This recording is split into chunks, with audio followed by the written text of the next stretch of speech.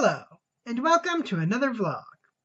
Recently, Microsoft released the Xbox Adaptive Controller in an effort to make video games more accessible for people with disabilities. However, the controller is not fully compatible with other devices.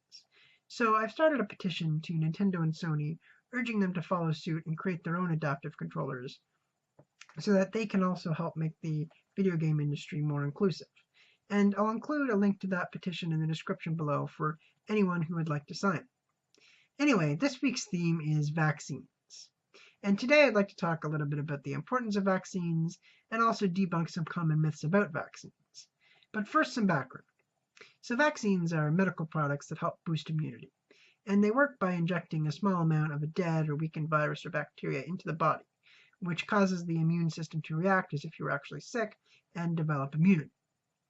Now, vaccines have been used for thousands of years, but the first modern vaccine wasn't invented until 1796 when a man named Edward Jenner inoculated a 13-year-old boy with smallpox using the cowpox vaccine. And then in 1980, smallpox was completely eradicated thanks to a successful worldwide vaccination program. And today, vaccines are one of the best ways that you can protect yourself from serious infections and diseases. Now, I myself take vaccines very seriously. Unfortunately, when I was a child, I was unable to get the hepatitis A and B vaccine. This is because my doctors were concerned that one of the medications I'm on, deflazacort, would interact negatively with some of the ingredients in the vaccine. So they encouraged my parents not to give me the vaccine. Now, that being said, all of my peers did receive the vaccine, which will hopefully reduce my chances of contracting the illness. Of course, hepatitis doesn't spread by an airborne virus like diseases like measles and mumps, but rather it spreads through contaminated objects such as dirty needles. But the fact remains that the more people who are immune to an infection, the less chance that infection will spread to the individuals who are not immune. That's called herd immunity, and that's the whole basis of vaccines.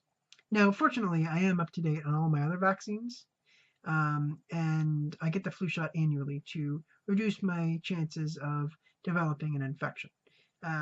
Because one of the things about influenza is it can cause pneumonia, which is especially serious for people like myself whose health conditions affect their lung capacity. Now, I've been fortunate in that I've never actually had pneumonia myself. I do know people who have, but I have had some serious chest infections, and speaking from experience, those are very scary. So because of that, I'm willing to do whatever it takes to prevent myself from getting sick, even if it means getting a needle.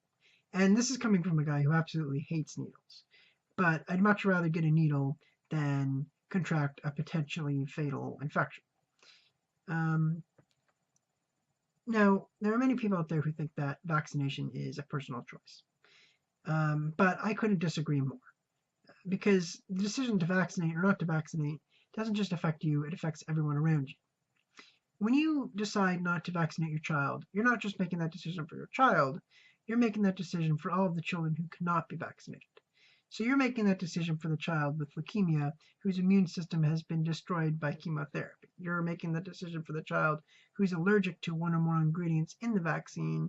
You're making that decision for the child whose medication interacts with one of the ingredients in the vaccine, and the list goes on and on. And in many cases, not only are these people, these individuals, sometimes the most vulnerable when it comes to contracting these infections, they're also the most likely to develop serious complications if they do get sick.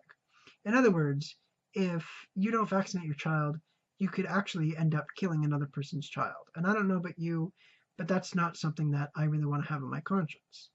And, I just don't think it's ethical to use your child as a pawn in the war on vaccines, which is a completely unnecessary war that shouldn't exist because we do know that vaccines work and that they are safe and effective. Now, unfortunately, there's a lot of misinformation out there. And that's one of the reasons why people are so worried about vaccines and there's so much controversy around them. Right, so I want to spend some time to debunk a few myths. But I do want to point out that, if you're willing to get your medical advice from a washed-up celebrity over an actual medical doctor, then you need to get your priorities straight. Because doctors don't spend 14 years studying medicine just for shits and giggles. They know what they're talking about. Celebrities don't. So stop taking advice from celebrities and start taking it from actual medical doctors who know what they're talking about. Because I don't think the pharmaceutical industry is evil. It's because of the pharmaceutical industry that people like myself who have serious illnesses are still alive, because it's the medications that I'm on that are created by the pharmaceutical industry that are actually keeping me alive and preventing my Duchenne muscular dystrophy from killing me. Anyway, I've chosen 3 myths in particular that I want to debunk, and I'm going to talk about each of them briefly. So the first myth is that vaccines cause autism. But the fact is, there is no link between vaccines and autism. There was one discredited study that showed a link between vaccines and autism, and there was a lot wrong with that study that I'm not going to get into. But since then, there have been thousands of very credible studies that have shown no link between vaccines and autism. And because science is all about replication, we can safely assume that vaccines do not cause autism. But that's not the only issue here. The notion that it's better for your child to die than to have autism is inherently ableist, because it suggests that somehow the life of someone with autism is less valuable than the life of someone who is neurotypical. And as someone who has family and friends with autism, this is just not a notion that I can take laying down. The next myth is that vaccines are dangerous. But the fact is, vaccines are both safe and effective. Now, it is true that on very, very rare occasions, you can get sick from a vaccine. But unless you have an allergy or you're immunocompromised, the chances of that happening are pretty slim. But if you don't get vaccinated, you have a much higher chance of getting sick than you do if you actually get a vaccine. In other words, the benefits of vaccination greatly outweigh the risks. So vaccination is very safe. And as I mentioned, vaccinations and all medications are rigorously tested before they actually make it on the market for public use. And vaccines are no different. And finally, the third myth is that vaccines contain fetal cells. But the fact is, vaccines do not contain any human fetal cells. Now, it is true that the viruses that are in some vaccines are cultured using fetal cells, but a couple points I'd like to make.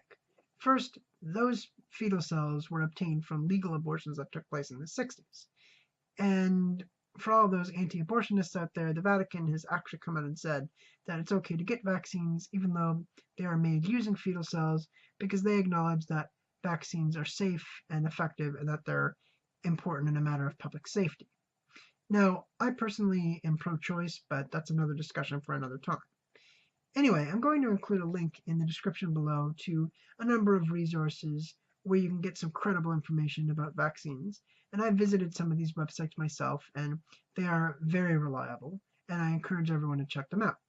And then on Thursday, I'll be releasing a video when I talk more about what vaccines are, how they work, and why they're important. So subscribe if you want to see that video, and be sure to follow Squeakville Productions on Facebook, Twitter, and Instagram. And as always, if you enjoyed today's vlog and you want to see more videos like this one, then please support me on Patreon. And remember, anyway, thank you for watching, and see you on Thursday.